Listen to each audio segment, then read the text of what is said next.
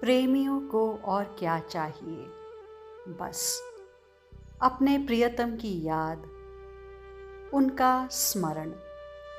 सच में प्रेम को जितना बूझते जाओ, ये उतनी ही अबुझ पहेली बनी रहती है। प्रेम को समझना, जानना ये सरल नहीं है। ये तो तभी संभव है जब प्रेम देवता की तुम पर कृपा हो, जब प्रेम देवता ही तुम पर रीझ उठें। सहत ही बने कहते ना बने, मन ही मन पीर पिरोबो करें। अब आप ही बताइए, ऐसे प्रेम को कोई कैसे कहे, गाए कैसे? प्रेम हो गया है तो फिर आपका कुछ नहीं हो सकता।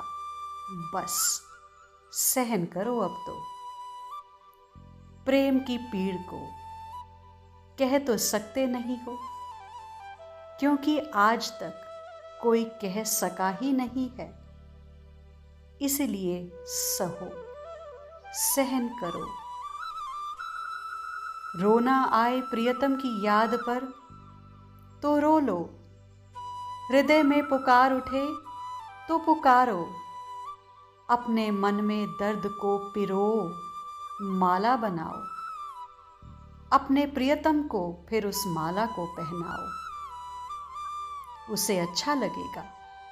अपने दर्द को गाओ, प्रियतम को सुनाओ। अरे तुम नहीं तो फिर कौन? तू नहीं सुनेगा प्रेम तुझसे और सुनाऊं किसी और को? नहीं, हमने तुमसे प्रेम किया है तो गिला शिकवा भी तुमसे ही। जिस प्रेम की प्राप्ति का साधन मात्र रोना सिसकना ही हो, जिस भाव राज्य में सदा ही मर्मांतक पीड़ा और वेदना की सुसज्जित पुष्प डाली हृदय पटल पर संजोकर प्रेम देवता के चरणों में निरंतर चढ़ाना पड़ता हो, जहां प्रियतम से मिलने उल्लासमयी भावना नयनों से होकर अपने प्रणय देव पर निरंतर बिखेरते रहना ही नित्य का व्यापार बन गया हो। अब उस प्रियतम का वर्णन कौन करे? उस प्रेम का वर्णन कौन कर सकता है? कर सकता है वो कर सकता है जिसने कभी हृदय में गहरी चोट खाई हो। वो कर सकता है जिसके हृदय में गहरा घाव हो, कसक हो और उठती हो अंतर्वेदना की हूक।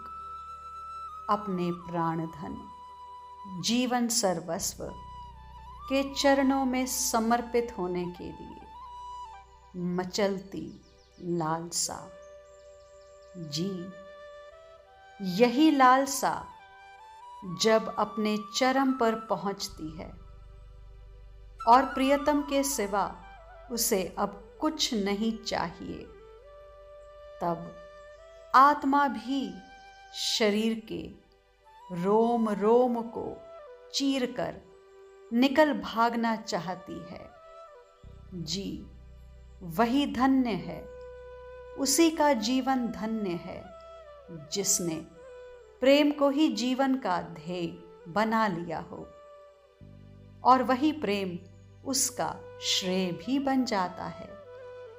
प्रेम के सिवा श्रेय और है भी नहीं। हम बात कर रहे हैं प्रेमी भक्त श्री बिल्व मंगल जी की, जिन्होंने श्री कृष्ण से प्रेम किया, उन्हें अपना बनाया, फिर उस प्रेम को श्री कृष्ण कर्णामृत के रूप में जगत को दिया। दक्षिण भारत से उत्तर भारत में आए। उत्तर भारत में वो अपने प्रियतम श्री कृष्ण को खोजते रहे। फिर उसी खोज तड़फ में वो श्री वृंदावन आए और यहीं रहे, यहीं श्री कृष्ण में लीन हो गए। ये कथा है लौकिक प्रेम से अलौकिक प्रेम की यात्रा। आइए हम सब इस यात्रा में भाग लें, अपने जीवन को सार्थक करें। श्रृंगार रस का अलौकिक सागर है ये श्री कृष्ण कर्णामृत। डूब जाएंगे इस अलौकिक प्रेम सागर में।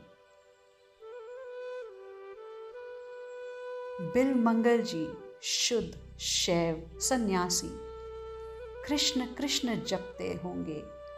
नहीं, पंचाक्षरी जपते थे, ओम नमो शिवाय। फिर श्री कृष्ण के मधुर उपासना में इनका मन कैसे लगा?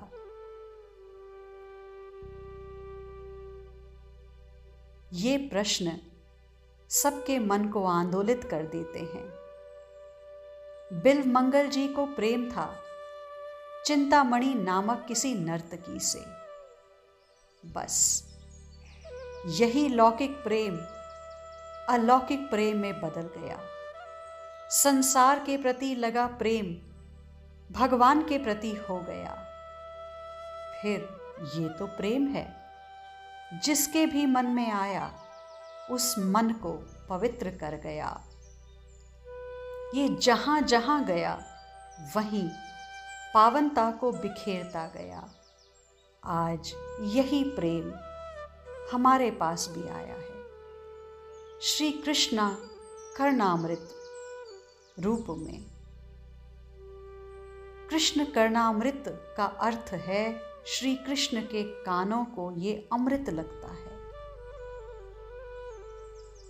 श्री चैतन्य महाप्रभु को यह ग्रंथ बहुत प्रिय था।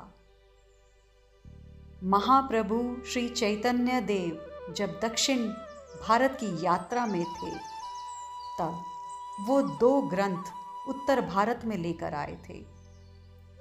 एक श्री कृष्ण कर्णामृत और दूसरा ब्रह्म संहिता। श्री कृष्ण कर्णामृत तो अपने शिष्यों से महाप्रभु लिखवा कर लाए थे।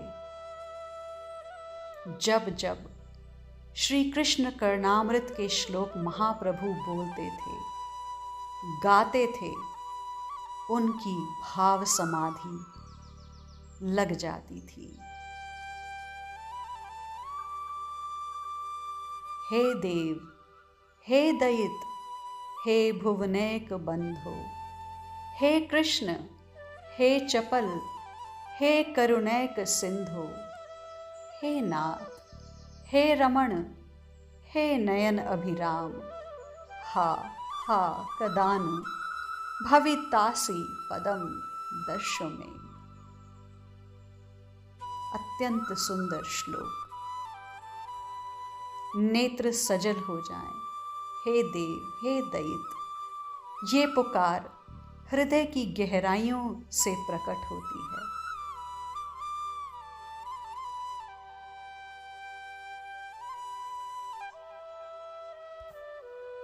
आइए हम सब इस लौकिक प्रेम से अलौकिक प्रेम यात्रा में भाग लें, अपने जीवन को सार्थक बनाएं। आज के लिए इतना ही, शेष आगे। श्री राधा।